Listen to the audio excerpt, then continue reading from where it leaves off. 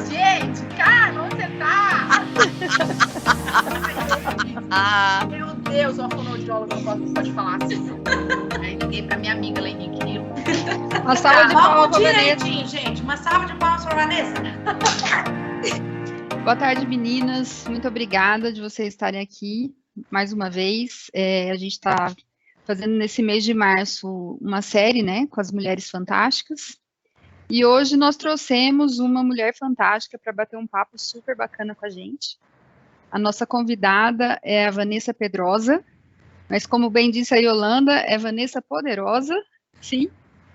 Ela é mestre e doutora pela Universidade Federal de São Paulo, mestre em ciências pela Unifesp, Universidade Federal de São Paulo, Escola Paulista de Medicina, com enfoque em saúde baseado em evidência. Ela é fonoaudióloga, especialista em voz, formada pela Universidade Católica de Goiás e tem especialização em distúrbios da comunicação humana, que tema tão pertinente, né? Além dela ser fonoaudióloga, ela também trabalha com a parte de coaching, e hoje ela também é fonoaudióloga coordenadora do serviço de fonoaudiologia da Record TV. Ela atende os apresentadores e os repórteres com foco no aprimoramento e desempenho comunicativo, treinamento da formação de novos profissionais. E além dela ter essa carreira brilhante como profissional, ela também é mãe, ela é esposa, ela é mãe de um casalzinho lindo, e é a nossa convidada fantástica de hoje, né? Obrigada, Vanessa, aí por estar conosco nessa tarde. E, Vanessa, você é uma pessoa que se especializou, realmente buscou estudar sobre esse tema de comunicação, que eu acho que é o tema da vida da gente, né? Que tudo que a gente, todos os nossos sucessos ou os nossos fracassos, eu acho que muito disso está atribuído a essa questão da comunicação. O quão bem a gente se comunica ou quantas dificuldades a gente tem para se comunicar, né? E isso não só no trabalho, como também na vida, né? Enfim, amigos, casamento, tudo. E aí, falando um pouquinho dentro do nosso tema, né, do mês da mulher, eu queria saber de você se existe um padrão para a comunicação feminina, em termos, por exemplo, corporativos, alguma coisa nesse sentido, se você pode compartilhar um pouquinho da sua experiência. Tá bom, obrigada, Danusa. Desculpa, eu me atropelei aqui. Eu queria antes que você contasse um pouquinho da sua história. Tá bom. Obrigada. Em primeiro lugar, eu estou muito honrada. No dia que você me mandou a mensagem, eu comentei com o Regis, né? Eu falei, eu recebi um convite aqui, mas eu acho que é mais um elogio do que convite. Então, eu fiquei muito feliz de poder conversar com vocês. Eu acho que quando a gente tem conhecimento em alguma área, a gente passa a ter responsabilidades. E uma delas é a gente poder compartilhar. E ainda mais quando a gente começa a trabalhar com comunicação, a gente começa a ver o tamanho disso. É porque a comunicação significa agregar.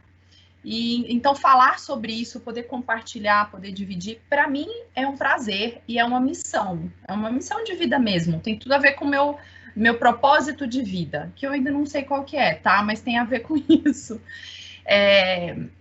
Eu fiz fonoaudiologia para trabalhar com comunicação, contando um pouquinho da minha história.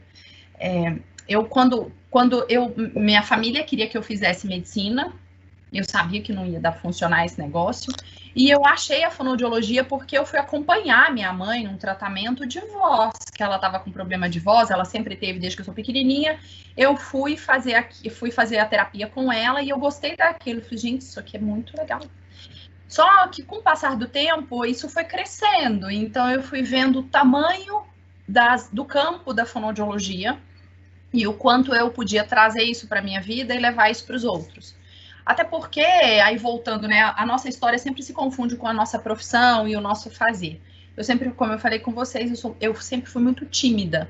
E com uma timidez e sofrimento, daquela que era uma criança sozinha, que não falava com ninguém, etc. Então, quando eu fui entendendo um pouco sobre o poder da comunicação e que isso seria uma forma, inclusive, de me libertar, eu fui entendendo. Então, eu fui agregando um pouco do saber, né, das informações com a prática na vida e vendo o valor disso na minha própria vida e podendo compartilhar isso com os outros. Ao longo desse trabalho todo na fonoaudiologia, você entende que fonoaudiologia trabalha com comunicação humana, que é o que nos diferencia dos animais, né? Nós somos capazes de elaborar informações, dividir essas informações, tornar isso conhecimento e devolver para o mundo. Então, é essa comunicação que faz com que a gente avance na vida, faça escolhas, tome decisões diferentes apenas dos impulsos.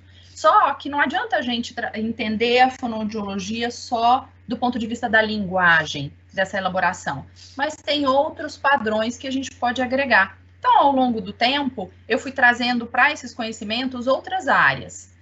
Uma delas é o jornalismo, que eu trabalho já há 17 anos.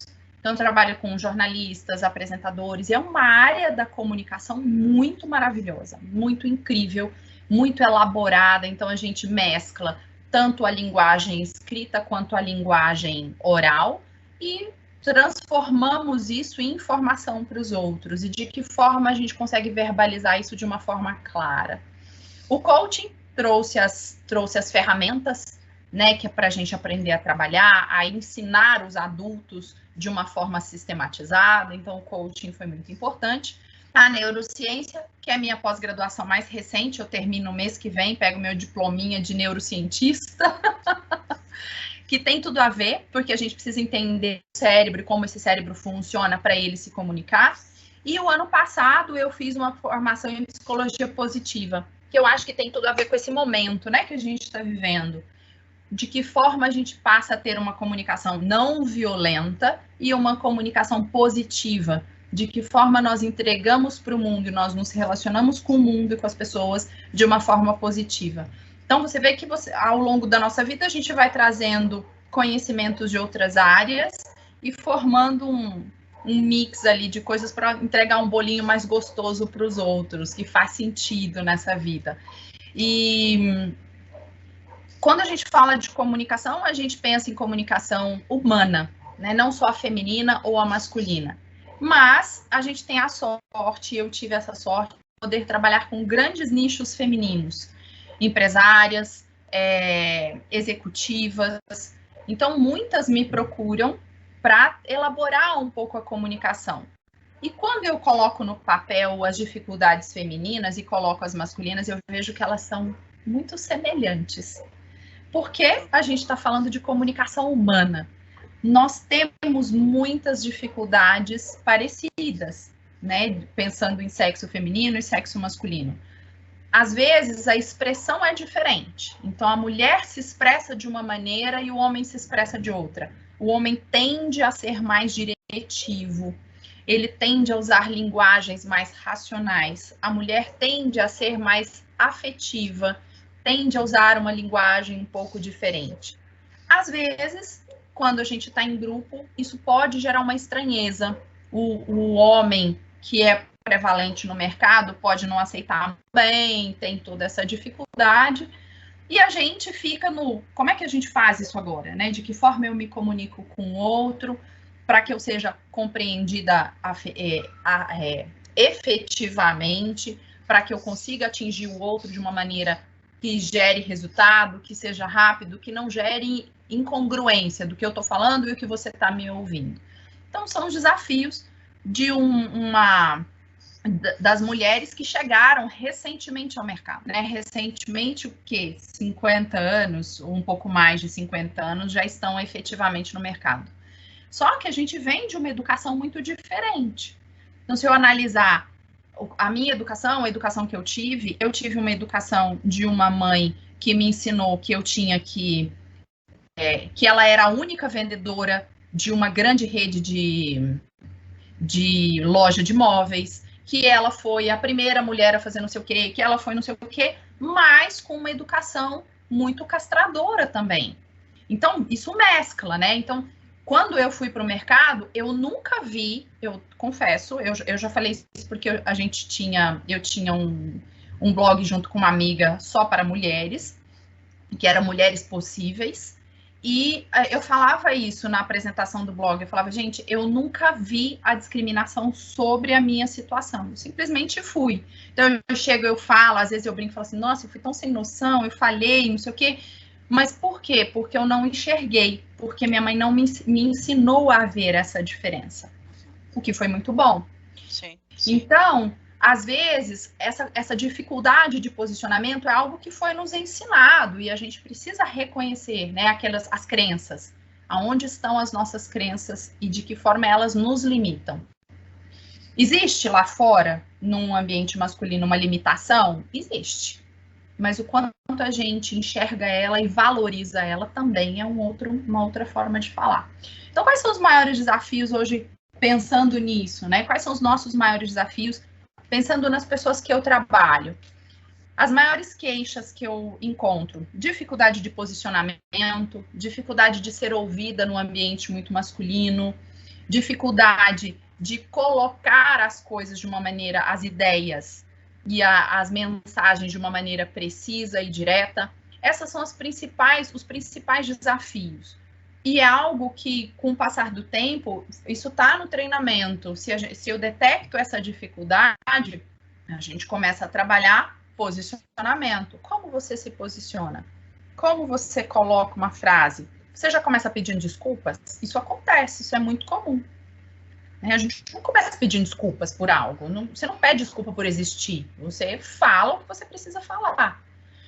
E isso te coloca num outro patamar, menos vítima e mais protagonista de comunicação.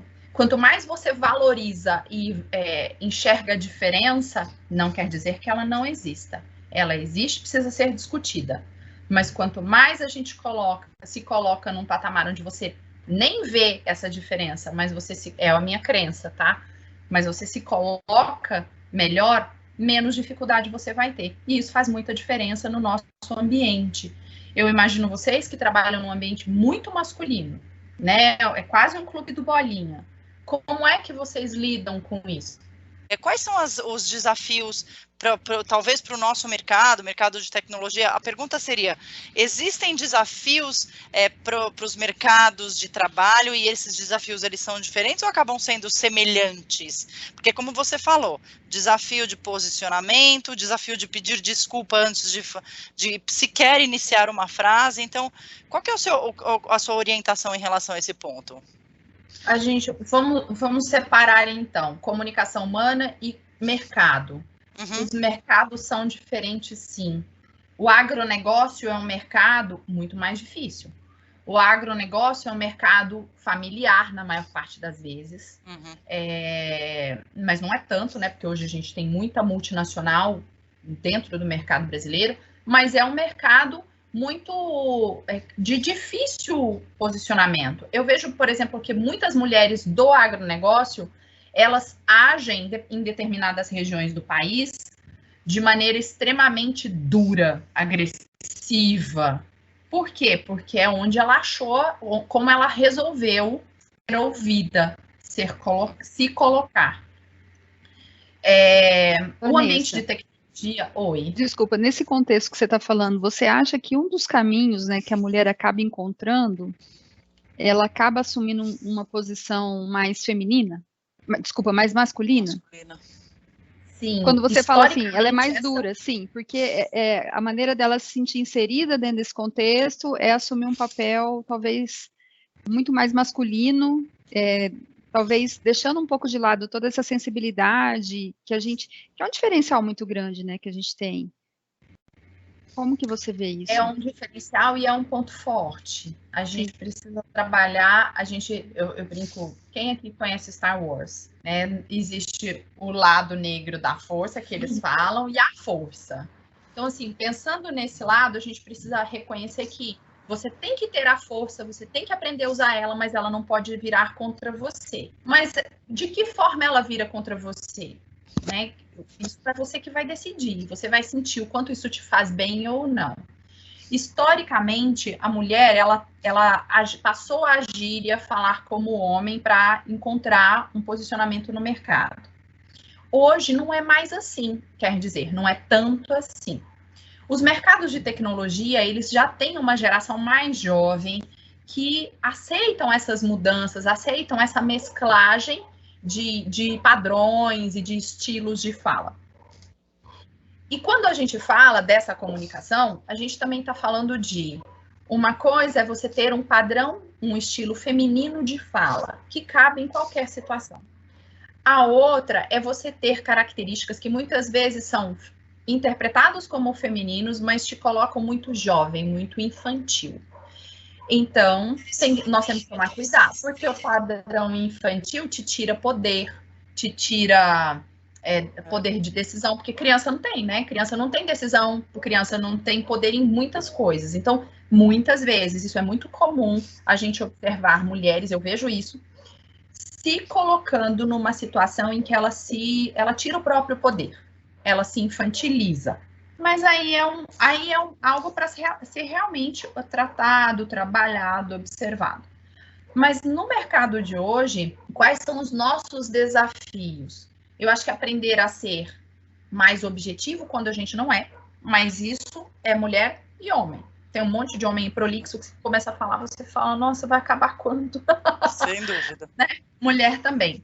Mas quando a gente começa a falar, os nossos maiores desafios, e pensando que serve também para os homens, tentar ser mais direto quando couber, porque tem hora que não cabe também. Mas reconhecer, ter esse padrão de autoconhecimento, de percepção. Quem sou eu? De que forma eu falo? Qual impacto eu quero gerar no outro? Eu quero gerar um impacto mais suave? Eu quero gerar um impacto mais agressivo? O que eu quero ser agora? Porque quando você tem essas ferramentas e esse repertório, você vai abrir a sua caixinha e você vai sua caixinha de fala, de comunicação, e você vai se colocar de uma maneira consciente. É uma decisão. É muito difícil quando a gente só tem um repertório. O repertório é, eu sempre falo pedindo desculpa, eu sempre me justifico para dar uma ideia, dou uma volta enorme para chegar onde eu quero. Então, essas características, elas acontecem em qualquer situação, entre homens e mulheres, mas ela tira poder, ela te tira força. Mas ela cabe em algum momento? Cabe. Às vezes, você está numa situação em que você não quer ser preciso. É uma pergunta que não cabe uma resposta precisa.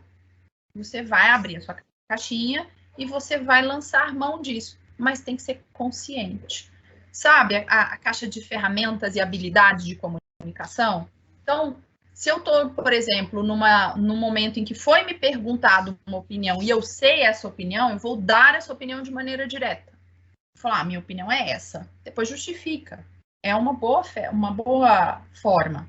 Às vezes, você justifica primeiro. A minha escolha, vou explicar para vocês por que eu escolhi isso. Por causa disso, escolhi isso. Tá? Então, precisa ser consciente. Tome uma decisão. Como você quer falar agora? Isso foi uma dificuldade muito grande minha. E não quer dizer que eu superei ela, não. Tá?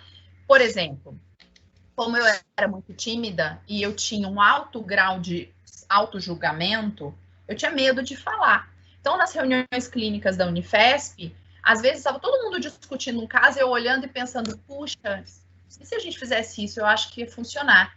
No começo, eu ficava calada. Depois eu comecei a ver que meu pensamento, eu pensei da outra vez, era isso mesmo, era isso mesmo, deixa eu falar. Aí eu começava a falar, meu joelho começava a tremer e eu sofria muito para falar. E aí, quando eu começava a falar, eu dava tanta volta que até eu chegar lá, eles já tinham desistido de mim, já tinham mudado de assunto, alguém me cortou e eu ficava lá me matando. Eu falava, isso aqui não posso fazer, eu vou ter que falar direto. Aí, na outra vez, eu entrava direto, assim, pá, falava. Aí todo mundo assustava, porque eu errei a mão. Então, com o passar do tempo, eu aprendi, eu brinco que comunicação é tipo mesa de som, sabe? Com aquele tanto de botão. Você vai mexendo um pouquinho aqui, um pouquinho ali, uma hora vai funcionar. Da dificuldade do posicionamento feminino e tal, eu levanto um tema meu, que eu, inclusive, trabalho na terapia, que é a dificuldade de falar não.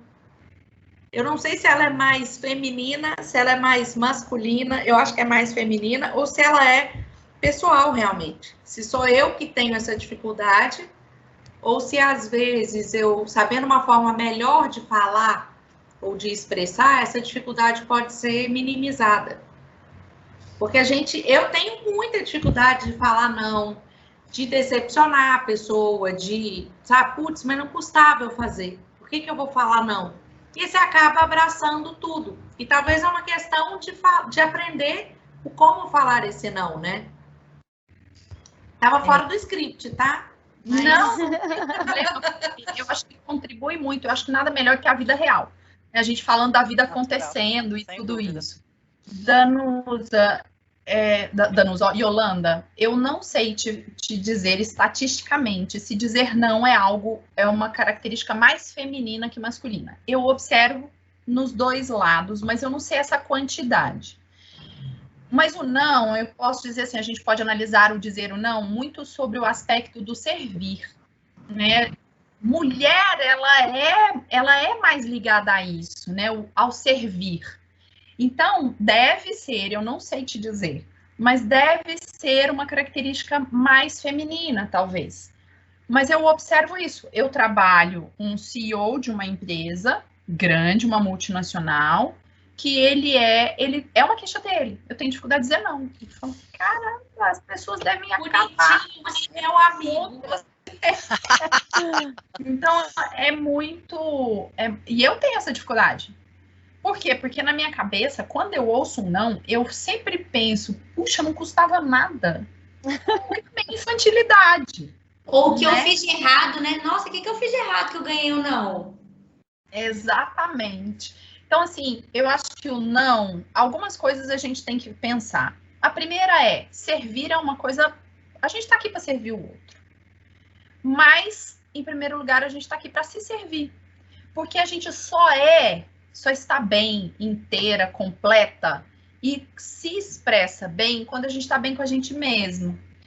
Então, desde que, e aí tem que ser consciente, peraí, deixa eu ver, isso aqui está ferindo meus valores, as minhas regras, do tipo, a minha família vem primeiro, se eu fizer isso eu vou prejudicar. Tem uma série de definições aí. Aí entra um outro padrão que às vezes eu detecto nas pessoas. A resposta imediata. Tem gente que não é bom de resposta imediata. Então, por quê? Porque vai dar aquela resposta automática, precisa parar e pensar. Então, por exemplo, eu sou do impulso. Você fala as coisas para mim, não, eu vou lá e faço. Aí depois eu falo, caramba, por que eu não pensei? Aí eu aprendi a usar o meu outro lado, que se chama Regis. Então, é assim, tenho dúvida, deixa eu falar com ele, porque ele vai pensar. Ele vai pensar e ele vai vir com a farinha prontinha para mim. Então, ele é aquela pessoa que me ajuda a equilibrar, extremamente racional e eu mais pro afetivo. Então, eu falo com ele. É o outro lado da força.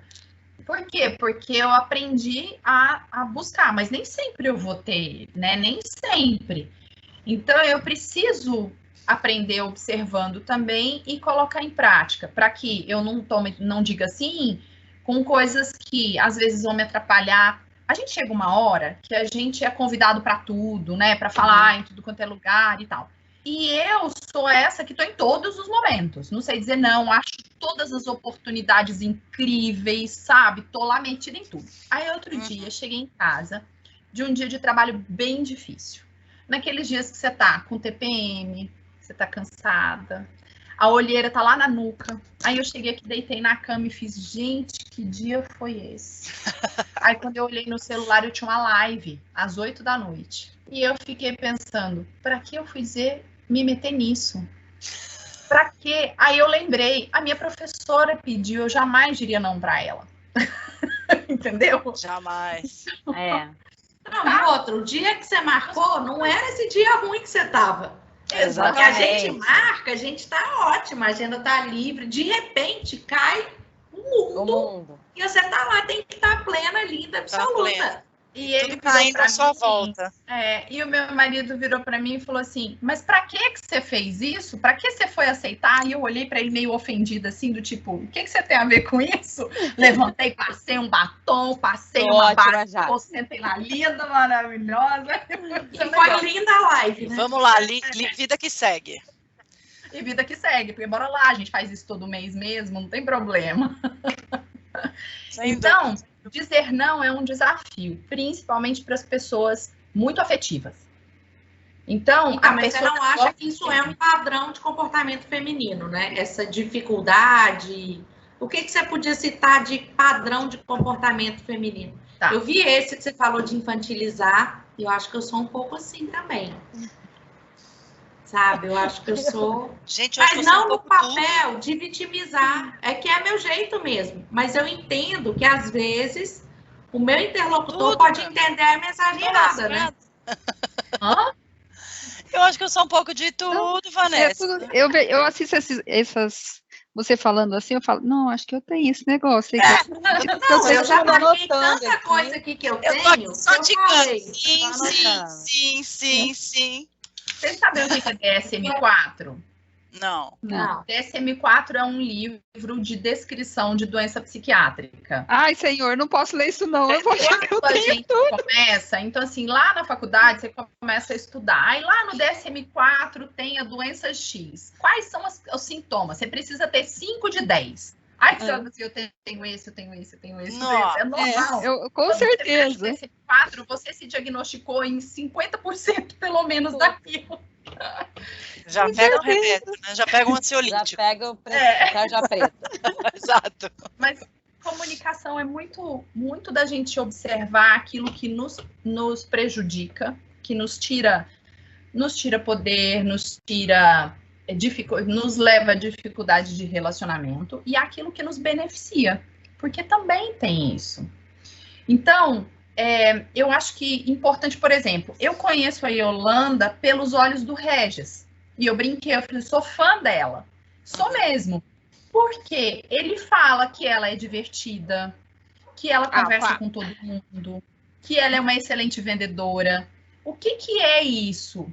Entra essas características também, do tipo, quando a gente brinca, às vezes a gente está sendo um pouco infantil, né? O que é o brincar? E qual que é o problema em ser infantil? É o nosso melhor lado.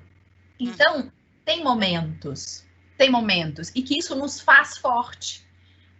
A partir do momento que você usa essas características a seu favor, isso te fortalece. E que você gosta disso, você tem que gostar, você tem que olhar e falar assim, cara, é tão bom ser divertida. Eu gosto disso. O quanto eu ganho com isso? Né? Então, não tem coisa pior que alguém carrancudo, que nunca ri, né? Isso é chato também. Então, assim, se é extremo, também é chato. Eu brinco isso muito com os jornalistas. Eu falo, gente, comunicação é sempre um meio termo. Os extremos você pode entrar naquele ame ou odeie, sabe? Eu não tolero aquela pessoa porque ela brinca o tempo inteiro. É diferente. Sim. Agora, pensando em características femininas, quais são os padrões femininos mais comuns? E para mim, responder isso é difícil, porque é uma tendência a olhar de maneira igual. Como eu tenho 50% homem, 50% mulher de pessoas que eu trabalho, eu tendo a olhar isso de uma maneira humana, não só de questão de sexos. Mas o que é comum? A mulher, ela é mais modulada. Então, quando a gente fala assim, o que você fez hoje? Aí o homem fala assim, eu acordei, eu escovei meus dentes, tomei café, sentei para trabalhar. A mulher fala, eu acordei, escovei os dentes, sentei para trabalhar. Ela modula, ela canta um pouco mais. Isso é bom, porque são características femininas. A mulher alonga mais vogal. Olha que característica linda. Quando eu olho um homem alongando vogal, ele pode ser mal interpretado. As pessoas olham e falam assim, nossa, é estranho a fala dele. Eu não acho. Eu acho que é só uma característica. Uma outra característica feminina, além da modulação, é velocidade de fala. Mulher tende a falar mais rápido que homem, tende a fazer menos pausas, falar mais palavras. Então, a gente tende a contextualizar um pouco mais. São características que a gente nitidamente reconhece entre mulheres, mas nem todas. Nem todas são assim. O tom de voz da mulher, ele é mais agudo, né? Na média, a gente está entre 208 e 213 Hz. O homem é 1/8 abaixo. Tem mulher que, com o passar do tempo, ela foi desenvolvendo uma voz um pouco mais grave, né? Um padrão um pouco mais grave, menos modulado. Por quê? Porque é reconhecido que falar um pouco mais grave é uma voz de poder. Tem correlação com o poder. Vamos dar um exemplo. A Dilma. Eu ia falar dela agora. Ela desenvolveu com o tempo uma característica de voz muito mais grave, que está nitidamente correlacionado com o poder. Então, são características assim, mulheres, e eu vejo isso com os meus filhos. Eu tenho um casal. A mais velha, que é a Michele, tem 11 anos. Fala muito e tem uma clareza de expressão enorme. Ela diz o que ela sente. Ela, desde pequenininha, agora que ela está entrando na adolescência, ela começou a filtrar mais. Eu falo que a gente aprende, a gente nasce com todo o potencial de comunicação pronto para o mundo. Aí a gente vai desenvolvendo um monte de filtro que acaba com a nossa vida. A gente mesmo. Exatamente. Vida, né? Experiências, né? As experiências que a gente vai tendo, aí a gente vai bloqueando, fechando. O pequenininho, o pequenininho nada, porque ele tem 6 anos. Ele aprendeu que, primeiro, ele é cortado por todo mundo em casa. Então, ele abre a boca, alguém fala por ele. E aí, eu tive que começar a negociar isso. Gente, deixa ele falar. Ele precisa falar. E ele aprendeu. Então, quando ele começa a falar, alguém corta, ele faz: eu tô falando. É isso aí. Se alguém corta, o que ela faz? Fecha e emburra.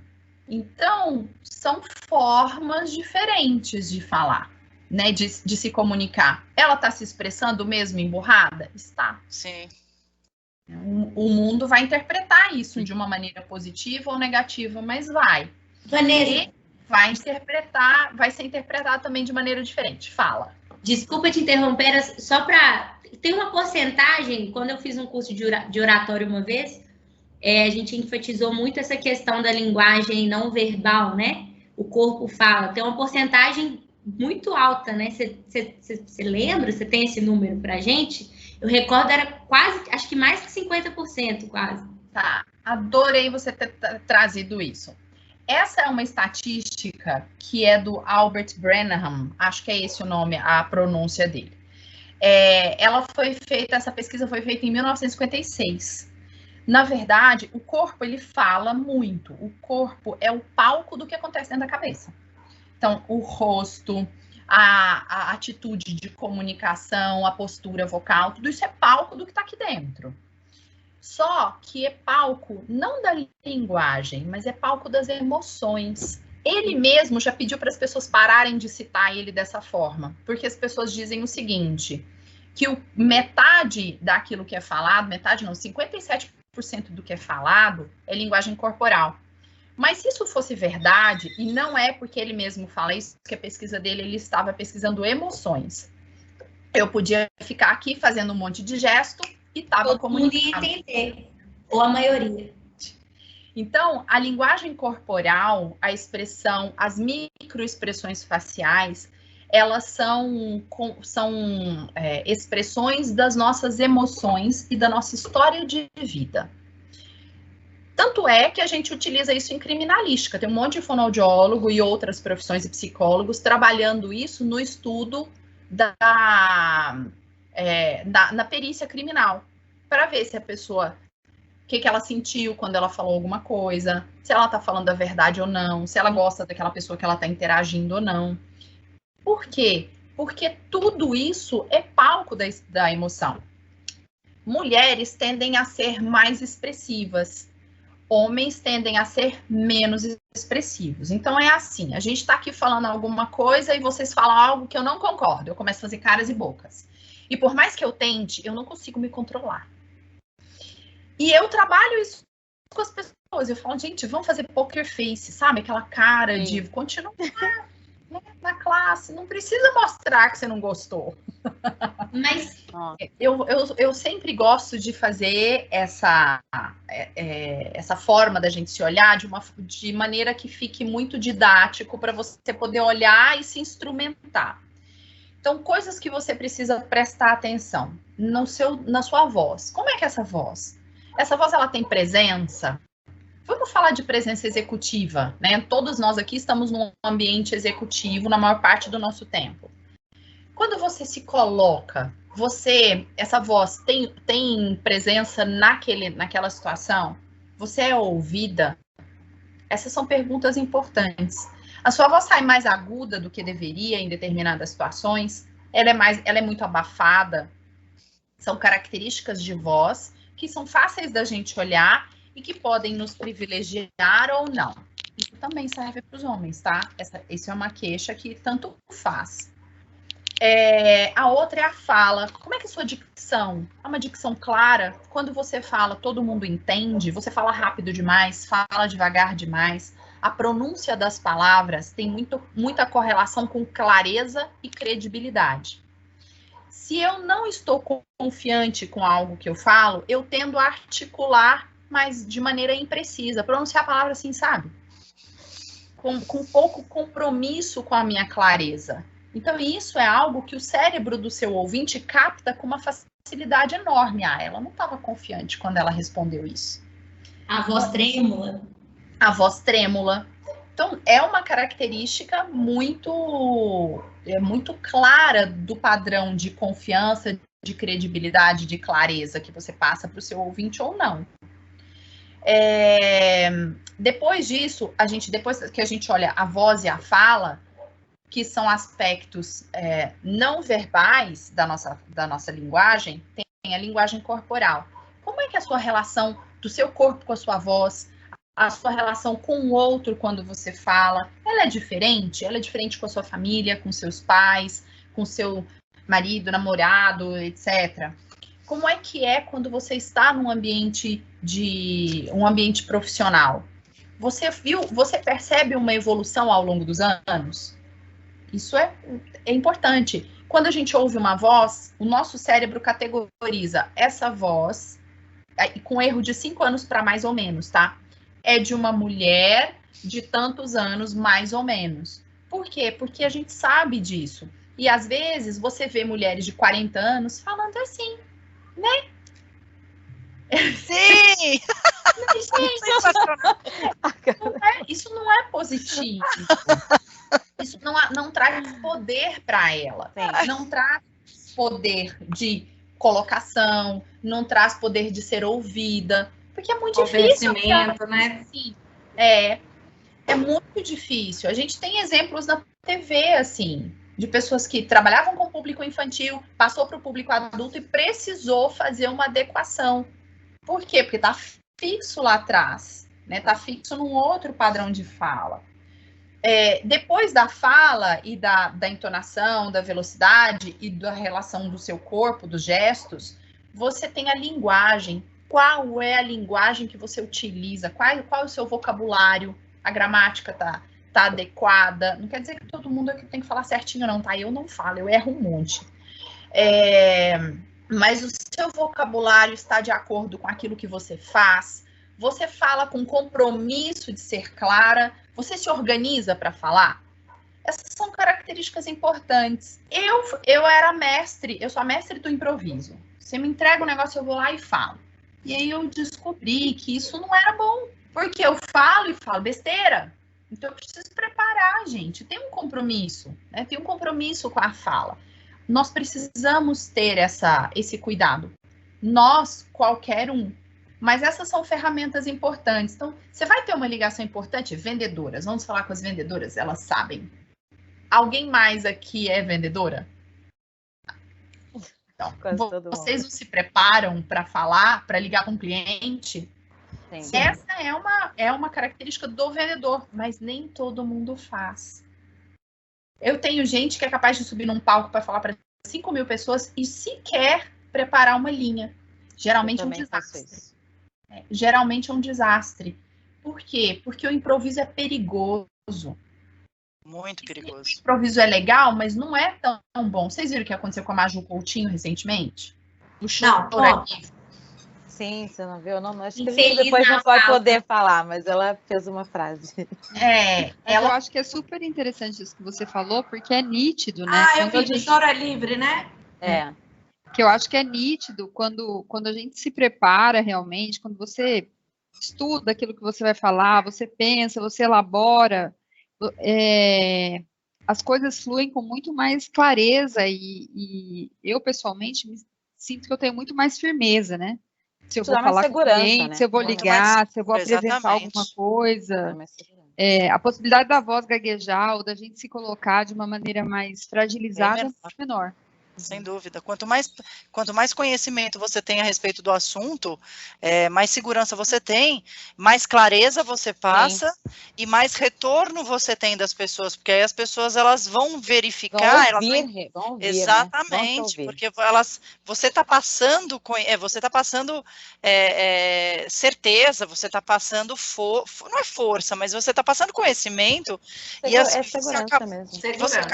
Você acaba atraindo a atenção das pessoas por conta disso, né? Acho que até para você improvisar, você tem que ter conhecimento, né? Sim. Ninguém improvisa sem. Aí eu acho que já deixa de ser sei lá, quase que não queria usar essa palavra, mas quase que burrice, né? Quem vai improvisar de forma sábia, ele tem que saber, opa, agora eu posso mexer com isso aqui. É de última hora, mas vai caber legal, né? Exatamente. Vanessa, complementando da Yolanda, gente, vocês têm que me cortar, porque esse assunto aqui, ó. Vamos tirar a Mariana do Tchau, Mari, tchau. Obrigada. Tchau, Mari, beijo.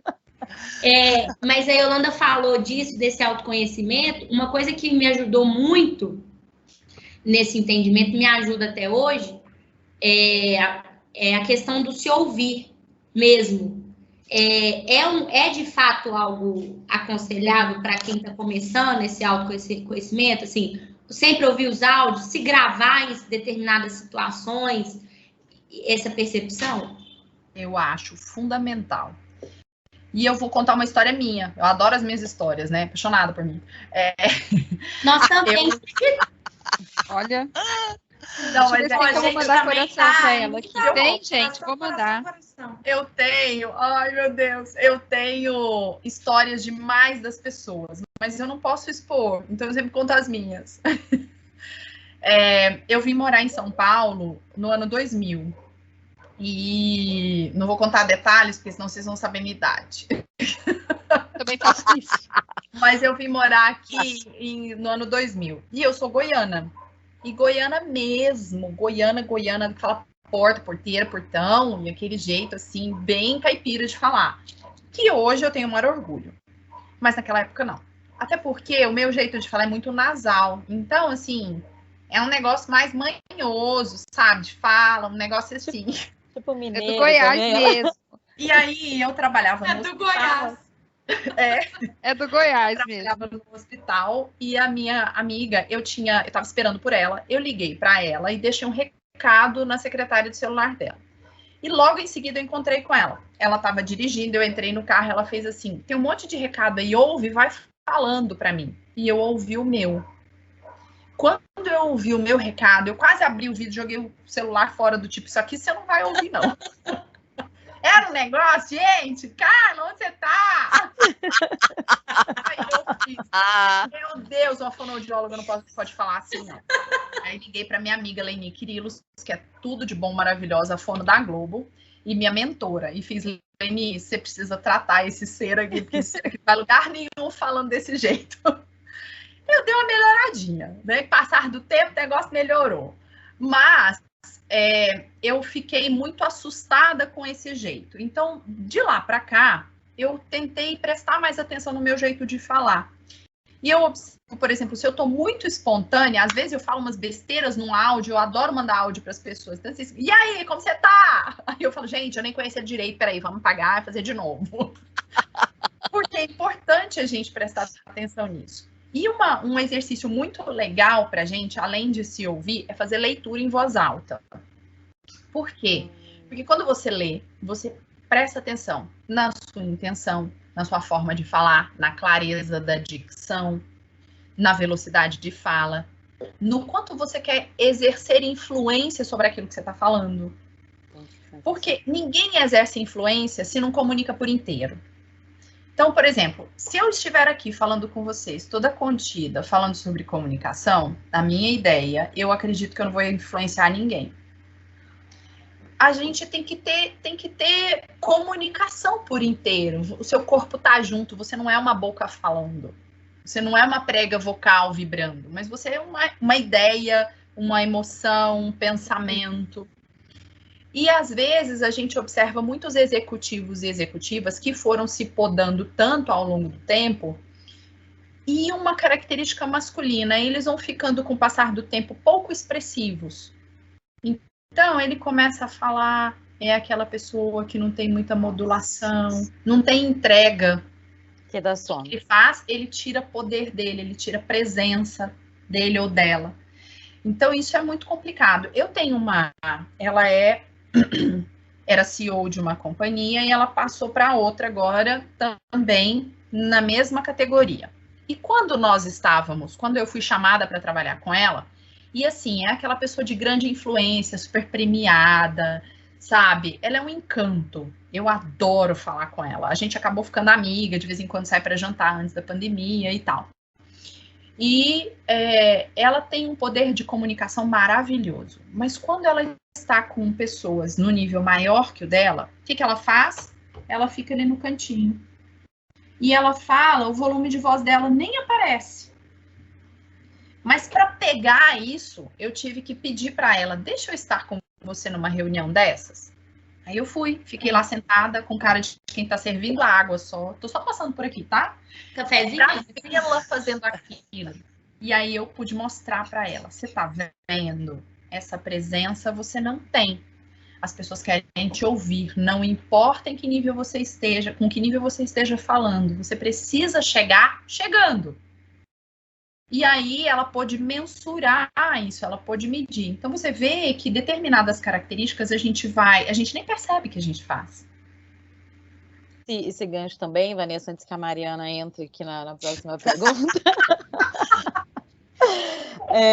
Todo ambiente exige um estilo diferente de comunicação. A gente já viu isso, e às vezes não só o ambiente, mas cada grupo de pessoas exige um estilo diferente de comunicação. E assim, hoje a gente vê que a mulher está buscando mais a liderança, né? A gente está colocando isso, tem mais mulheres líderes e como a gente reconhecer o estilo de comunicação como um líder. Como trabalhar isso e como entender esse estilo de comunicação do líder. Tem alguns questionários que avaliam justamente o estilo de comunicação. Qual é o seu estilo de comunicação? Principalmente na liderança. Como é que você se comunica e como é que você toma decisões e como você coloca essas decisões e interage com os outros? Em primeiro lugar, você saber que diante de uma situação confortável, uma situação como essa aqui, amigável, como você reage? De que forma você busca as informações e você se expressa? E como você é percebido pelo outro. E depois, sob pressão, quando você tem que tomar uma decisão, quando essa situação não é tão amigável assim, como você se expressa. De maneira geral, acho que todos vocês devem conhecer alguns questionários, do tipo DISC, o MBTI, o Birkman, tem vários questionários que avaliam não só o nosso estilo de comunicação, mas a nossa personalidade, nosso jeito de ser. E também tem o questionário de estilos de comunicação assim, que ele vai analisar se você é mais racional, mais analítico, mais afetivo ou pragmático. Não existe um jeito certo ou errado. Mas, por exemplo, pessoas muito analíticas têm pouca paciência com pessoas muito afetivas. Então, o analítico é aquele engenheiro, né? O analítico não é o engenheiro, é o economista. Você fala com o economista, ele te traz um monte de dados, ele tem um monte de informação, ele falou com todo mundo e tal, e você lá assim, eu só queria saber um sim ou não, né? Tem esse tipo de padrão de comportamento. Agiliza, meu filho, eu quero saber. Maria! Então fala tudo no final, você fala assim, Então, mas era isso ou aquilo. Tipo, você não entendeu nada, você só queria uma outra resposta. Só para resumir, eu sei o que você falou, mas só resumindo aqui. É um sim ou não, né? Tipo, isso na verdade, você disse foi isso. E o analítico, o legal do analítico é que ele tem uma capacidade grande de análise. Já chama atenção. Mas ele tem pouca capacidade de decisão. Então, ele vai sempre deixar para o outro. Um analítico conversando com o analítico é lindo. Nossa. Mas um analítico conversando com o racional vai ter choque ali. O cara vai... Não, e aí, me fala qual que é a resposta. São características diferentes.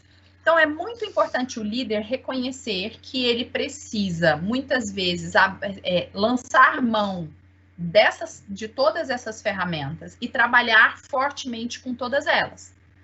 Para que ele consiga falar com o analítico de maneira mais precisa, com o racional, com o afetivo. Por quê? Porque um racional falando com o afetivo, o que vai acontecer? O afetivo vai se sentir agredido. E o racional vai achar o afetivo infantilizado. Então, são características de comunicação e são estilos de comunicação que não tem um certo e um errado, mas que quando você utiliza ele no momento certo, você vai bem. Se eu reconheço, por exemplo, eu sou muito racional em algumas situações, principalmente a sob pressão. Se me botem sob pressão para você ver, eu tomo a decisão na hora e com base numa série de coisas racionais. Mas se eu estou no momento confortável, eu sou extremamente pragmática. Eu gosto da ação, mas eu também tenho meu lado afetivo. Eu sempre considero o outro, as relações. Eu contrato as pessoas que trabalham para mim, eu falo isso, a Mariana, Vivi, a Carol está comigo há 11 anos, desde que a Fonoevidência existe, a minha empresa. A Mariana está comigo há 8 anos, desde o primeiro dia, eu precisei dela, minha primeira entrevista com ela, eu me apaixonei pela Mariana pela forma que ela me respondeu, e ela está comigo até hoje. Eu liguei para ela e disse, Mari, então, eu tô aqui em Vargem Grande, no Rio de Janeiro, longe pra caramba, que eu tava lá na Record, tô precisando de uma fonoaudióloga para trabalhar comigo, assim, mas eu tô te ligando hoje, eu sei que a gente tá no Rio de Janeiro, não é tão fácil. Ela fez, não, eu posso ir aí, tô chegando, daqui a quanto tempo eu posso chegar? Eu disse, eu quero essa menina para mim, eu quero essa pessoa, porque é pragmática, não vê dificuldade nas coisas. Então, são características assim, mas eu reconheço que se eu tiver todo mundo pragmático, eu nunca vou ter alguém perto de mim que analise situações de maneira mais profunda. Eu preciso de um analítico. Eu preciso do meu racional, tá ali sentado no escritório. Então, a gente tem que ter essas pessoas do lado que nos reforçam quem a gente é, as nossas decisões e as nossas relações para que isso fique mais fácil. Respondi? Respondeu, ou seja, não existe um estilo de comunicação do líder. O líder pode ter vários estilos de comunicação, mas ele tem que se conhecer para poder se cercar de outros estilos que vão ajudá-lo, né? Exatamente. E a gente está vendo hoje também, Vanessa, e você até comentou desse seu último curso aí de comunicação positiva. A gente está aí 1 ano de pandemia, 1 ano de questões que está todo mundo internalizando coisas, segurando broncas, segurando situações que não são fáceis para ninguém, são para uns piores do que outros, mas não são fáceis para ninguém. E como que a gente trabalha isso da comunicação positiva no ambiente de trabalho neste momento? Porque às vezes a nossa posição de ser mais racional e mais dura, até numa negociação como vendedora, nem sempre cabe agora, porque a pessoa do outro lado está fragilizada, e por mais que ele também fosse irracional do outro lado, é um momento que existe uma fragilidade, né? Como colocar essa comunicação positiva? Renata, isso tem sido uma questão de discussão de vários grupos. Eu estou como mentora agora do Robin Institute, que trabalha com isso.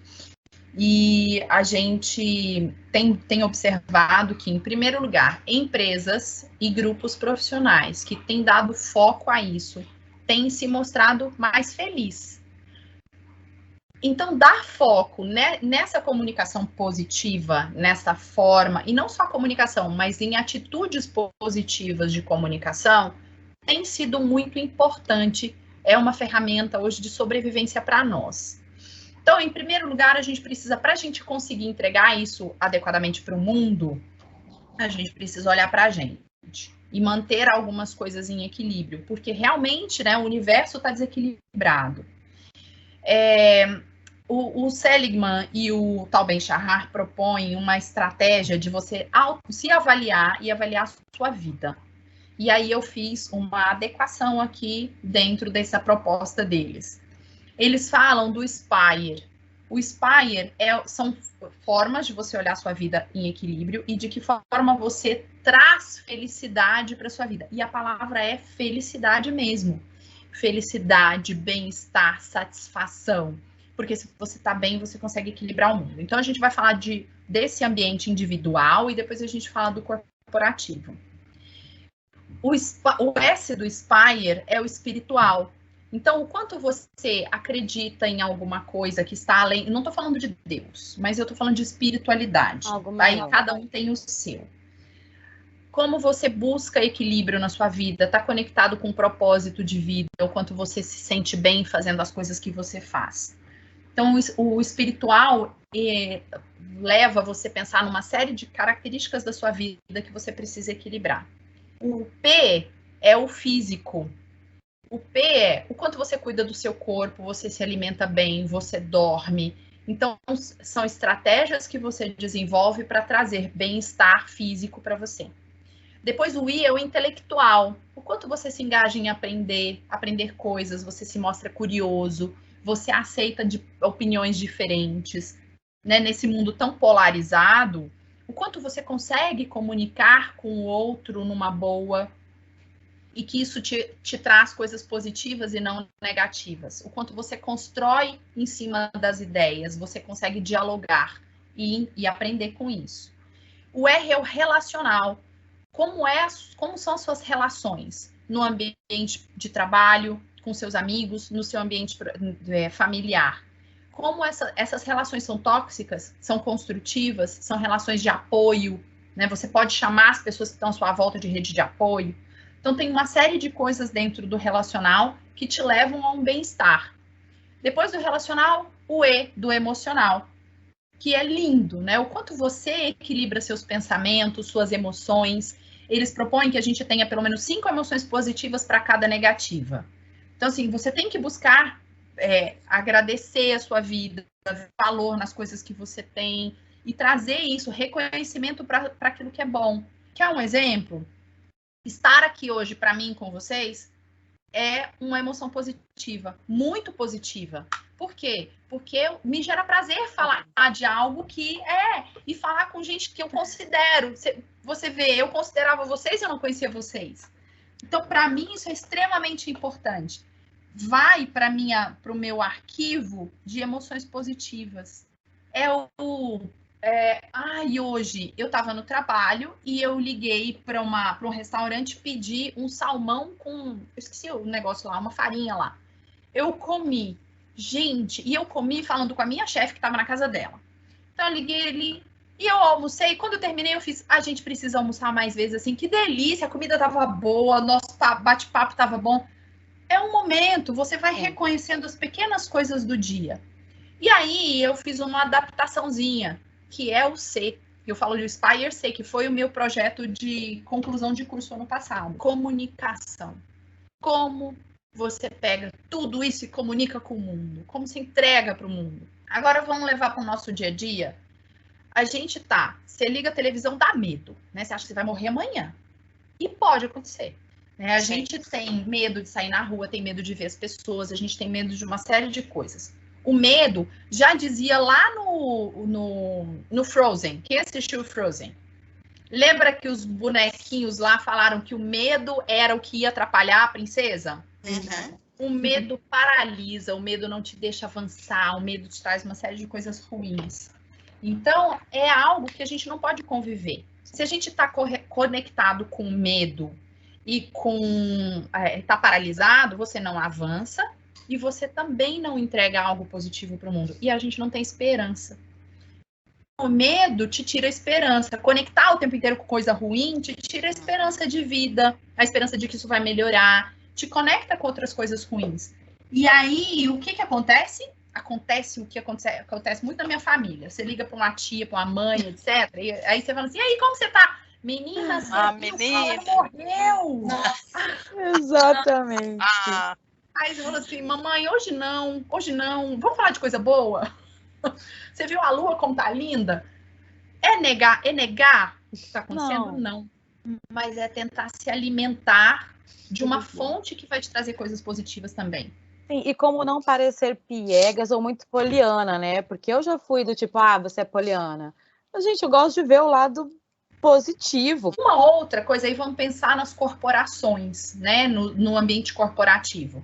Hoje tem uma série de estratégias dentro dos ambientes corporativos que você desenvolve para gerar conexões positivas e que geram satisfação e que geram você conecta o trabalhar com um propósito de vida, com algo interessante para você, com algo que gera bem-estar para você e para o outro. Isso já foi visto como algo muito alternativo. Mas dependendo da forma que você olha isso, você vê que tem muita conexão. Por exemplo, a minha irmã trabalhava num ambiente muito de investimento e tal. Ela não gostava muito desse ambiente.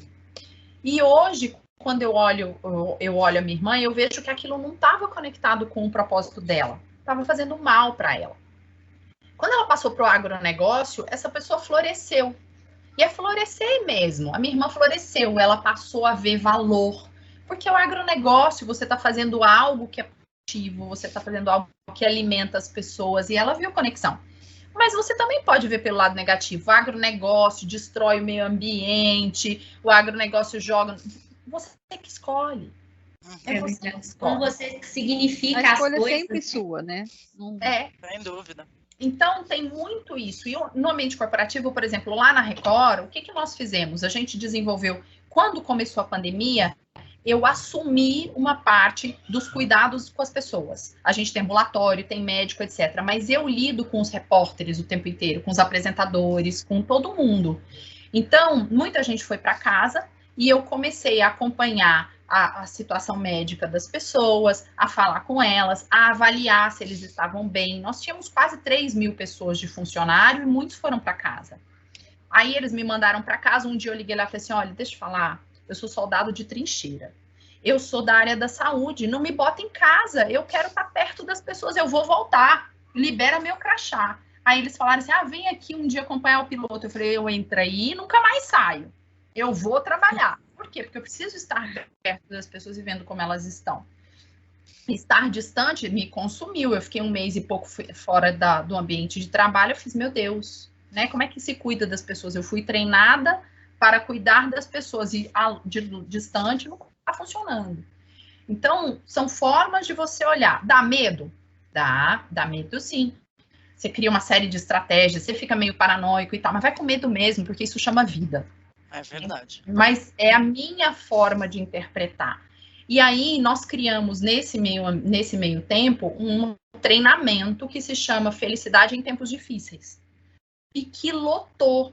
Cada vez que eu abri uma turma, lotava. Por quê? Porque um falava para o outro, falava para o outro, e o negócio foi ficando muito gostoso. A gente falou de resiliência, a gente falou sobre Spire, essas características do Spire. Nós criamos estratégias ali no ambiente de trabalho para trazer as pessoas mais próximas, mesmo estando no ambiente virtual. A gente falou sobre fortalezas, que são as nossas forças de caráter, que cada um de nós temos, que é o que nos gera valor no mundo. Então, é uma forma, e as empresas têm desenvolvido estratégias para fazer isso, para gerar bem-estar, para gerar valor nesse dia a dia que é tão sofrido, né? Deixando um pouco para te fazer as 2 perguntas finais que a gente faz para todas as nossas convidadas. O Cortella tem um livro dele que ele fala, é outro comunicador que eu sou super fã, leio todos os livros, e ele fala, tem uma frase que ele fala, né? O medo, ele não pode ser aquele que te paralisa, e nem pode ser aquele que te torna um imbecil, assim, uma pessoa que vai te... vou atravessar a rua, tá vindo 2 carros, eu não tenho medo de nada. Não. É o medo que te faz ter responsabilidade, né? Que te faz ter consciência das coisas, mas que não te paralise, né? Hoje você falou muito de consciência, e é o que eu acho que a gente está perdendo nesses tempos, né? Todo mundo quer muito se mostrar, quer muito trazer o que pensa, o que fala, e está perdendo tanta capacidade de comunicar. Eu acho que o mal dos tempos, isso aí acho que é para outro bate-papo, eu quero muito avançar com você nisso em algum momento, a gente está perdendo isso. Então, ter alguém que venha falar conosco sobre comunicar, né, o quão importante isso é, a gente acorda comunicando, né, a primeira coisa que a gente faz no dia e a última que a gente faz quando vai dormir. Então, muito obrigada mesmo pelo seu tempo. E aí eu vou te perguntar, o que é ser uma mulher fantástica para você? Ah, meu Deus! Sei. Olha, um tempo atrás eu fiz um curso sobre os arquétipos femininos. E os arquétipos femininos falam que nós temos várias faces, né? Várias faces e que nós precisamos trabalhá-las de maneira equilibrada. Então, eu acho que ser uma mulher fantástica é você agregar todos esses arquétipos. Então, o arquétipo da mãe, que é uma mulher que é mãe, ela é mãe de filhos, ela é mãe de projetos, ela é mãe porque é a cuidadora, é aquela que cuida dos outros, que olha o outro, etc. Esse é um lado. O outro lado é o da mulher guerreira, sozinha, que vai lá, que faz as coisas, que toma decisões, que age conforme a mente, a energia dela. O outro lado é daquela que luta pelos direitos, que acredita em algo, que tem valores fortes e que ela sabe usar isso também na hora correta. O outro lado dela é aquela que está do lado, que é companheira, que suporta alguém, que é a mulher em que ela sabe estar em alguns momentos na sombra, por exemplo, ou sendo o pescoço, não sendo a cabeça. É um outro momento. E o outro, aonde ela é a mulher feminina sedutora, que ela vai usar a energia dela, a energia da beleza, da sexualidade, de tudo. Então, eu acho que uma mulher fantástica é uma mulher que equilibra esses lados, essas nossas faces, porque a gente tem várias, né? E que a gente sabe usar isso e que a gente é feliz. Com cada hora, cada face que você utiliza, cada lado te faz feliz. E você pode entregar algo melhor para o mundo, sabe? Não. Você pode transformar o mundo. Eu acho que isso é algo que eu busco.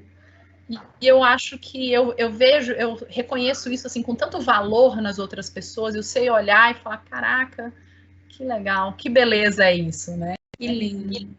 Lindo. Ela é fantástica, né, gente? Vamos combinar. Fantástica.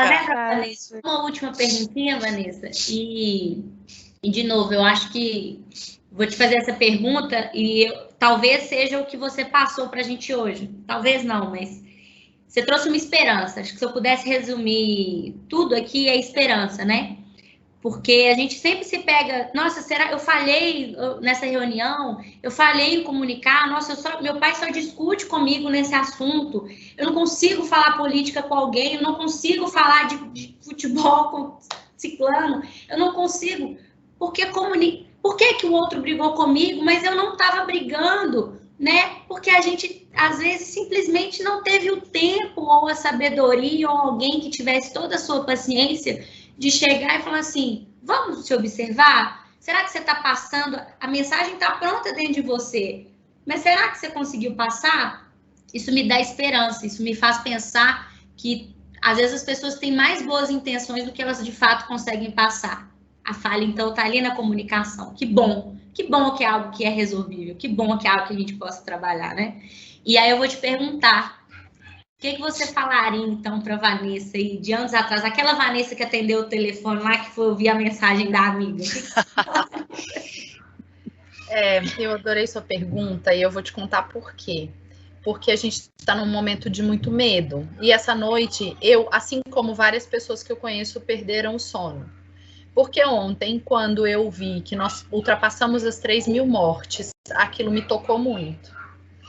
E às 2 e pouco da manhã eu acordei e não dormi mais. E eu descobri que meu marido também não dormiu, que a minha amiga não dormiu, que não sei quem não dormiu. Uma galera passou a noite acordada por vários momentos.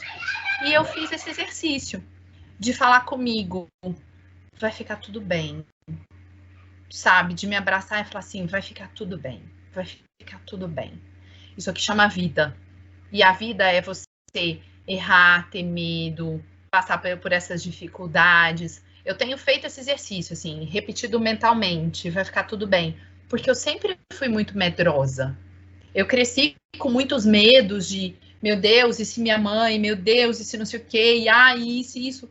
E mesmo assim eu fui, então eu fui chegando, fazendo coisas que eu achava, falava, eu não vou dar conta de fazer doutorado, mas eu quero, então eu vou lá fazer. E aí foi, e você vai, assim, né, nessa roda e você vai conseguindo, então vai ficar tudo bem. E o Cortella, citando Cortella, porque quando você começou, me veio a frase dele na cabeça, que a gente tem que ter esperança, mas é a esperança não de esperar, mas de esperançar. Tá. De você exercitar isso todos os dias. Você tem esperança de que amanhã você vai se comunicar melhor, de que você vai tentar de novo e que vai dar certo, que você vai se curar, que vai dar tudo certo. Porque se a gente não fizer isso, o que resta? Né? Ó, para você. Uma salva de palmas para Vanessa. Gente, uma salva de palmas para Vanessa. Vanessa. Eu quero agradecer a oportunidade, primeiro de conhecer vocês, porque eu admiro as pessoas, principalmente as que eu não conheço, mas que eu ouço, e eu ouço pelas lentes do meu marido, que eu acho incrível, e é uma pessoa que eu admiro profundamente, e que poder conhecer vocês foi muito legal, poder dividir um pouquinho da minha história e ouvir a história de vocês é muito legal, eu quero ouvir ainda. Eu acho que a gente vai ter outras oportunidades. Depois eu vou convidar vocês para o meu canal. Coloca o canal que a gente vai dar um joinha, um like e vai te seguir. Certeza, isso aí. Com certeza. Mas a gente vai ter outras oportunidades de interagir. Obrigada por essa oportunidade de falar algo que eu tanto amo, que é ser gente, ser mulher, comunicar.